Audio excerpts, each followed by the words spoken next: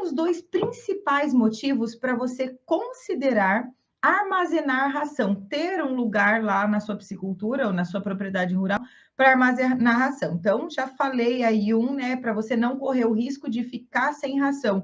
O Giovanni acabou de dizendo aqui, o Giovan, que é lá de Alta Floresta, muito provavelmente ele passa por essa dificuldade. Se ele não compra ração em quantidade, mas ele vai entender disso que eu estou falando. Em época de safra de grãos, a gente tem muita dificuldade de contratar motoristas ou caminhões para fazer carregamento de ração de peixe, porque a logística, o tempo de espera, dentro de uma fábrica é diferente do tempo de espera do carregamento de grãos dentro do caminhão, o tipo de caminhão é diferente, tem várias questões que precisam ser consideradas e seguidas pelo motorista pelo caminhoneiro que vai carregar a ração de peixe, tem algumas regras que precisam ser seguidas para ele entrar dentro de uma fábrica de ração.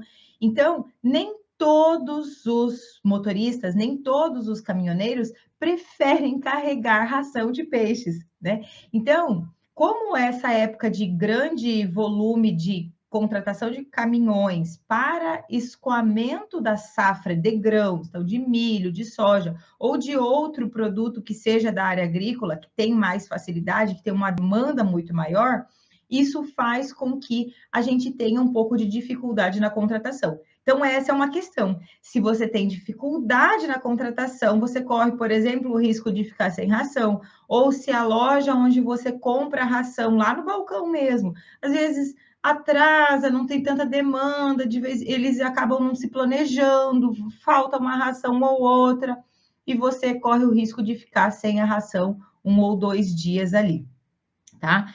E a outra questão é de você pagar mais barato pela ração. E, ó, presta atenção que eu vou falar para vocês qual é a diferença que você pode conseguir quando você compra ração em maior quantidade do que quando você compra picadinho, 1 saco, 2 sacos, 5 sacos, 10 sacos, lá no balcão da Casa Agropecuária, tá? Fica aqui junto comigo que eu vou falar sobre isso para vocês. Quando você compra no balcão de uma loja, de uma Casa Agropecuária, você, né, vai pagar mais caro, e não é porque a empresa está querendo lucrar mais do que com a venda da ração lá no balcão. Não é isso. É que o custo de produção de uma empresa, né, o custo fixo, o custo lá de manutenção dessa empresa que tem a ração mantida lá no depósito, lá no balcão, né, para vender para você no balcão, é mais alto, porque ela tem um funcionário, ela tem o prédio, ela tem a manutenção de estoque que precisa ser feita, a movimentação de estoque que precisa ser feita, expurgo de ração ao longo do tempo, do período em que essa ração vai ficar armazenada. Então, tem todo um processo, e isso gera custo, né?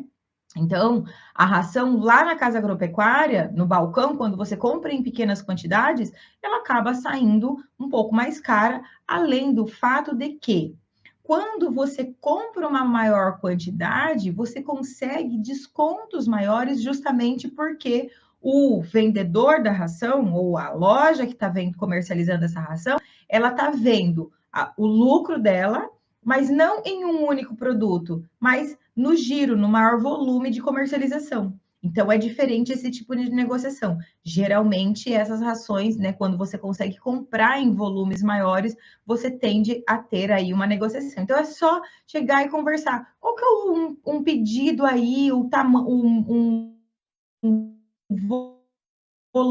volume que vocês me dão aí um percentual de desconto melhor? Geralmente, as empresas fazem isso. E não achem, gente, que comprar a ração, o cara que está vendendo a ração, ele está ganhando super, está lucrando em cima de você. Não. A ração de peixes, assim como de ração de qualquer outra espécie animal, ela precisa ser comparada com a nutrição humana.